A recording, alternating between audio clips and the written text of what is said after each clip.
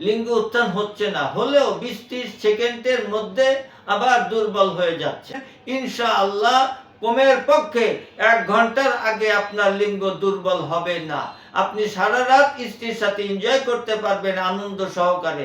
শতভাগ গ্যারান্টি দিয়ে, চ্যালেঞ্জ দিয়ে বলছি ইনশাআল্লাহ। আসসালামু আলাইকুম ওয়া রাহমাতুল্লাহ। প্রিয় শ্রোতা মণ্ডলী, আশা করি ভালো আছেন। আমি আল্লাহ পাকের মেহেরবানিতে ভালো আছি। বাংলাদেশ এবং প্রবাসী সকল ভাই বোনদেরকে জানাই আন্তরিক মোবারকবাদ। উত্থানজনিত সমস্যায় যে সমস্ত পুরুষ ভাইরা ভুগছেন, লিঙ্গ উত্থান হচ্ছে না, হলেও 20-30 সেকেন্ডের মধ্যে আবার দুর্বল হয়ে যাচ্ছে, এই সমস্ত পুরুষ ভাইদের জন্য বিশ্বমানের অত্যন্ত পাওয়ারফুল একটি রেমেডি নিয়ে এই ভিডিওর মাধ্যমে আপনাদের সামনে উপস্থিত হয়েছি। আজকে যে রেমেডি দিব, আমাদের লাগবে দুধ, খেজুর, লবঙ্গ, এই 3টা উপাদানের সমন্বয়ে যে রেমেডি আপনি গ্রহণ করবেন, 1 থেকে 2 মাস যদি আপনি গ্রহণ করতে পারেন, ইনশাআল্লাহ কমের পক্ষে 1 ঘন্টার আগে আপনার লিঙ্গ দুর্বল হবে না।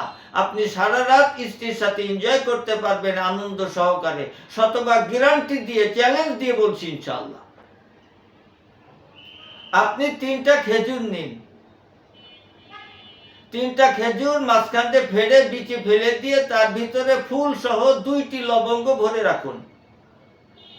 দ্বিতীয়, তৃতীয় ঠিক এইভাবে, অর্থাৎ 3টা খেজুরের মধ্যে 6টি লবঙ্গ ফুল সহ দিয়ে রাখুন। কমের পক্ষে আধা ঘন্টা রাখবেন। আপনি ভালো করে পরে চিবিয়ে চিবিয়ে খান, অবশ্যই রাত্রে খাওয়ার পরে ভালো করে চিবিয়ে খেয়ে ফেলুন।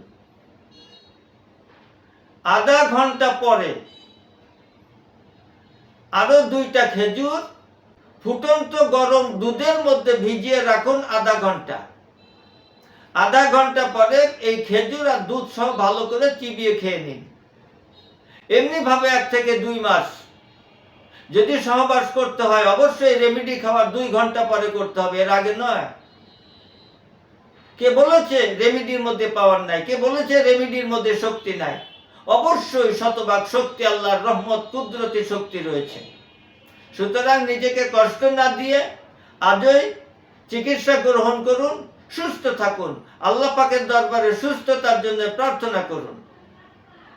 আল্লাহ পাক সেই তৌফিক আমাদেরকে দান করুন। আমিন। আজ এখানেই শেষ করছি। আসসালামু আলাইকুম ওয়া রাহমাতুল্লাহ।